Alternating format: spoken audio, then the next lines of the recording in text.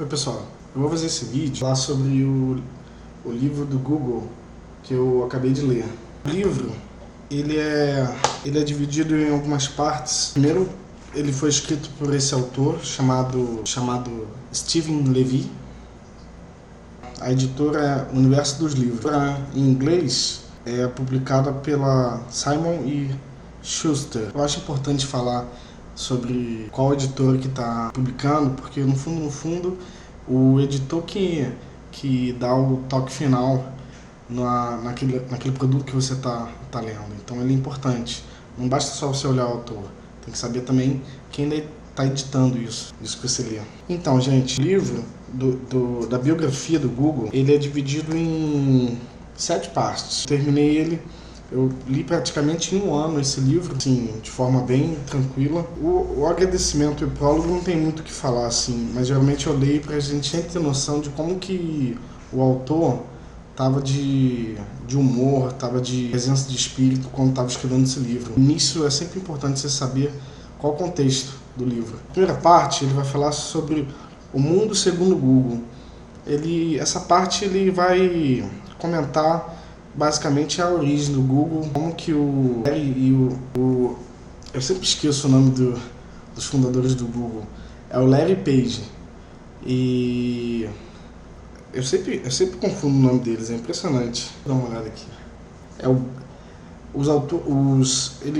Nessa primeira parte ele vai falar sobre a história de fundação do Google. Então ele vai falar do Brin e do Page, que são os fundadores do Google. Basicamente assim, o que eu achei interessante nessa primeira parte foi você entender que o Google, eles tinham boas ideias, né? Essa história toda de um PageRank deixava os sites mais bem colocados, basicamente eram aqueles que tinham mais links compartilhados na própria web de antigamente. Era a ideia padrão. Mas é interessante notar que algumas coisas foram importantes, né? O fato deles... Eu acho que essa história do Vale do Silício, na Califórnia, se eu não me engano, basicamente... eu percebo que essas empresas todas de informação estão todas concentradas no Vale do Silício, porque lá que estão os chamados capitalistas de risco. Eles que vão estar lá investindo bilhões de dólares nesses jovens super inteligentes e estão iniciando no mundo dos negócios. A segunda parte ele vai falar sobre a Google Economia. Basicamente assim, o segundo grande passo do Google foi o que a gente chama hoje de AdSense, que eu acho que foi o mais popular.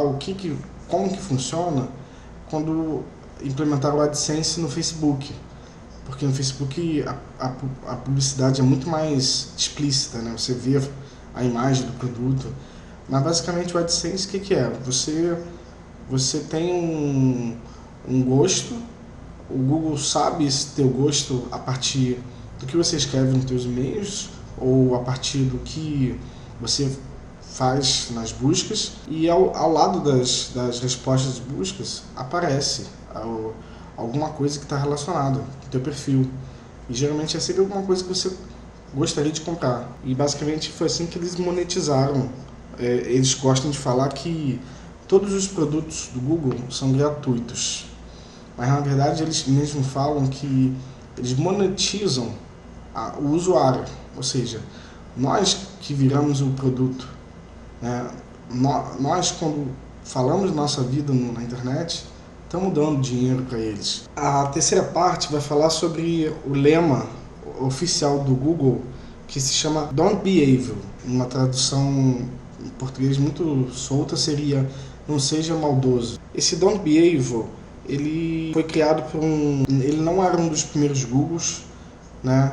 Mas ele fazia umas coisas engraçadas. Ele escrevia essa frase numa letra estilizada e colocava em cada parte da empresa do Google. E de tanto fazer isso, as pessoas passaram a entender que esse era como se fosse um mantra do Google que todos deveriam repetir como um ideal. É engraçado que no final do livro eles vão evocar exatamente esse princípio.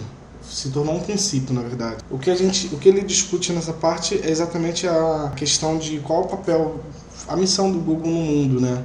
Eles têm uma missão, A questão toda é entender essa missão de recolher todo o conhecimento do mundo, fazer a indexação de todas as coisas que existem na internet. Isso é uma coisa muito assim, grandiosa, mas preocupante, né? Porque no final a gente vai perceber que existem alguns interesses por trás disso. Uma coisa que eu acho interessante notar, né, que eu não sei porquê, mas todos esses caras de informação a maioria deles são judeus. O Bill Gates é judeu, o Zuckerberg do Facebook é judeu. Aqui, o Sergey Brin, que é um dos fundadores, se eu não me engano, ele que é judeu, ele é judeu e russo. Ele veio com os pais fugidos praticamente da pobreza que estava tendo lá na Rússia. O pai e a mãe, se eu não me engano, trabalhavam com essa área de informática. Quando ele teve a oportunidade de vir como imigrante para os Estados Unidos, ele topou na mesma hora. Porque pelo fato do pai ser judeu, num país que era comunista, isso atrapalhava demais o crescimento profissional do pai. Na quarta parte, é talvez a mais interessante, que vai falar sobre a tecnologia, né? Ele fala sobre a nuvem do Google, ele vai falar sobre essas ferramentas todas que a gente tem, como o Google Docs, o próprio Google Chrome, que na verdade são ferramentas baseadas na web. O que é a nuvem, na verdade, é você fazer alguma coisa sem precisar de um programa de computador. Por exemplo, quando você edita um texto no Google Docs, você não abre um programa de computador, tá lá. Você vai lá, escreve e fica salvo na mesma hora. Mas ele vai falar também de um pouco do como que o Google montou o primeiro data center deles. Interessante que eles escolhem sempre cidades que estão fora do mapa, assim, porque é muito mais barato comprar, mas eles ao mesmo tempo têm que ver se essa cidade tem condições de sediar um centro de dados capaz de, por exemplo, ter uma fibra ótica que possa ter uma boa internet. E eles acharam uma cidadezinha que ficava no meio de um deserto lá nos Estados Unidos. É interessante notar que o Google ele conseguiu fazer uma coisa louca. Um hack normal, onde você guarda os servidores, você consegue colocar assim 8 ou 9 servidores. O Google, nessa loucura de querer ter milhões de máquinas a serviço das nossas buscas, eles fizeram hacks que tinham 80 servidores. Os servidores eram criados por eles mesmos. Então, o Google acabou se tornando o maior fabricante de servidores e, ao mesmo tempo, o maior comprador de servidores, mas eles fabricam para eles mesmos. Então, é uma coisa assim, no meio dessa história toda, eles contam que, como eles não queriam comprar as peças de melhor qualidade, eles acharam melhor montar e contar com a porcentagem de erro, né?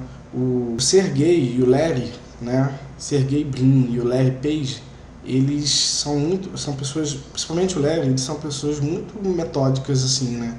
Qualquer coisa eles têm que medir o tempo, mesmo uma busca que você vai fazer, se ela demora tantos microsegundos, eles estão tentando estimar o tempo que gasta, quanto custa, quanto vai levar para fazer isso em escala mundial. E basicamente esse que é o tom do livro, mostrando essa personalidade do Larry, principalmente. Essa quinta parte, que vai falar fora dos padrões, ele comenta um pouco do como é dentro do Google, um pouco dos erros do Google, né, e como é que era o relacionamento do Google com o Bill Gates, com o Steve Jobs. Ele fala também da questão por que o YouTube deu certo. Talvez assim, é o mais interessante, porque fala de uma ferramenta que ela destoa de todo o Google, que é o YouTube. O YouTube ele foi a única ferramenta que ela cresceu fora do Google. E talvez é a única ferramenta, se você parar para pensar, que faz uma conexão social com o usuário e o Google. Porque, infelizmente, o Google Plus ainda não deslanchou. Enfim, ele comenta também um pouco da primeira vez que o Google entrou em crise, né, devido à crise de 2008 nos Estados Unidos, né.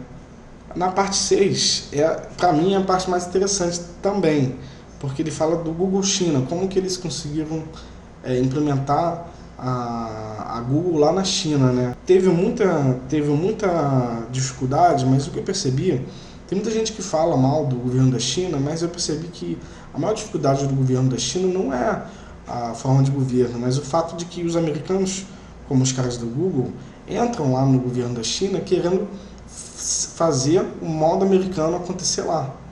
E o povo chinês é um povo muito... eles possuem uma firmeza muito grande na sua cultura.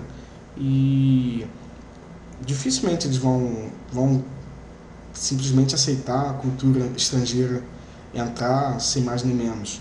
E basicamente o que aconteceu no Google China e está acontecendo é o Google pisando em ovos. Teve o caso da primeira vez que o Google saiu de fora do ar lá, né?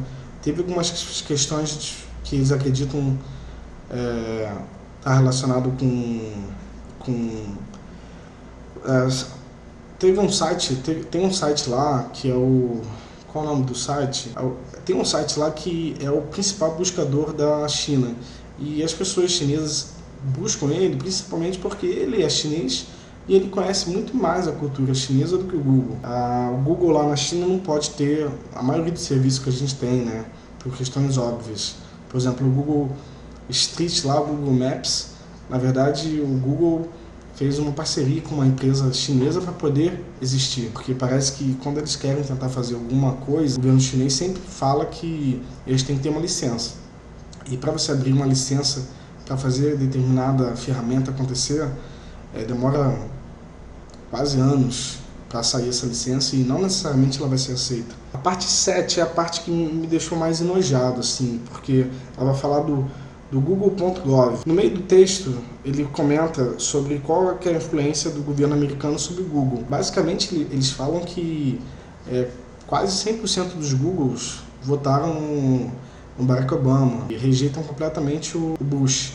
A questão toda que me deixou enojado é assim, o Google, para poder crescer do jeito que cresceu, eu acredito que eles tiveram que fazer algumas coisas como vender informação para o governo americano. Não é possível.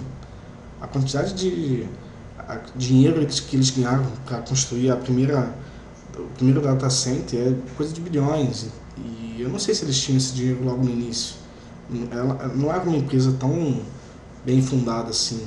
Mas a verdade é que hoje em dia, para você ser um presidente dos Estados Unidos, tu tem que ir lá no Googleplex, que é a sede do Google, e agradar a eles. Basicamente tem esse ponto, essa passagem estratégica, né?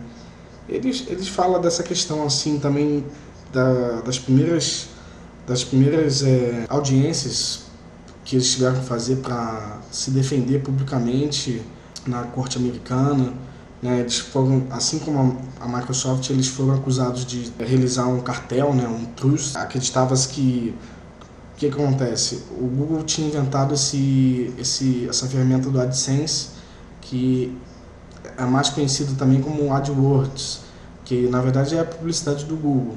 Você paga pelas palavras-chave que vão auxiliar teu site a aparecer no topo do Google. Hoje em dia eles aparecem como as três primeiras procuras que estão na verdade no quadrado amarelo clarinho, que está logo no início. Você quase não percebe qual é que eles são buscas pagas. Mas basicamente é isso. Assim, tem uma parte interessante que o Google ele estava querendo implementar, ele criou guerra com vários setores que não são só de informática. Eles mexeram a onça com vara curta no setor de telecomunicações lá dos Estados Unidos. O Google basicamente quase comprou uma faixa de frequência que todas as operadoras de telecomunicações queriam, mas ele entrou nessa jogada só para tentar influenciar, fazer um lobby das leis que lá estavam acontecendo sobre a telecomunicação, que o Google queria tentar trazer a internet para tudo que é lugar. Uma outra coisa engraçada que tem no final do livro, ele fala sobre uma cidadezinha em Kansas que estava se propondo estava disposta a ser uma das primeiras cidades que o Google ofereceria o serviço de fibra ótica grátis, que é o chamado Google Fiber. E essa cidade, para poder ganhar esse prêmio, ela fez de tudo. Inclusive, mudou o nome da cidade para Google, um dia. E o Google ele tem uma tradição que todo dia 1º de abril, o dia da mentira, eles mudam eles mudaram o nome do Google. Eu não sei, quem viu me conta, mas eles mudaram o nome da empresa para o nome dessa cidadezinha, em cordialidade. Tudo uma brincadeira, mas eu achei interessante esse fato. Assim. O final do livro ele vai falar de um livro que existe para criança. Eu não sei se tem alguma relação com o Google ou o nome já existia, mas é um livro chamado Google, que na verdade é um monstro, que é uma mistura de réptil com dinossauro, com animal, é uma mistura doida com peixe. E esse monstro ele fica a espreitar as pessoas que estão no local, sei lá. Eu sei que esse foi o primeiro livro que o Google digitalizou e dispôs isso na internet, né? E no final ele conta esse desejo muito grande de poder colocar todos os livros da internet, todos os livros do mundo inteiro à disposição na internet. Eles compraram uma briga tremenda com as editoras. E é engraçado que hoje em dia as editoras estão em crise, né? Porque quase ninguém está lendo livros. E eles resolveram comprar essa briga. E pela primeira vez o Google saiu do papel de vítima e passou a ser visto como aquele cara maldoso que vai tentar acabar com o mais fraco, que no caso seria a Associação de Editores dos Estados Unidos. Eu diria que uma conclusão do livro, acho que é um livro interessante de ler. Eu acho que não é um livro cansativo, mas é um livro longo, né? Como vocês podem ver, ele é bem grosso e longo, mas acho que é uma boa leitura. Em cada vez que eu li esse livro eu ficava muito inspirado em saber como é que se faz uma empresa, como é que luta para isso. Eu acho que valeu muito a pena conhecer um pouco daquela ferramenta que a gente usa sempre, entender um pouco o que está por trás disso, né? Entender que cada vez que eu digito alguma coisa no Google é dinheiro que eu estou dando para eles, é minha privacidade que eu estou doando para eles, eles estão utilizando isso para ganhar dinheiro. Eu acho que é importante todo mundo ter essa noção. Então, gente, valeu. Até o próximo vídeo e se Deus quiser eu vou pegar um pouco esse modelo de falar de livros que eu li, que eu acho que é uma coisa que eu gosto de falar, fora física. Valeu, gente. Tchau.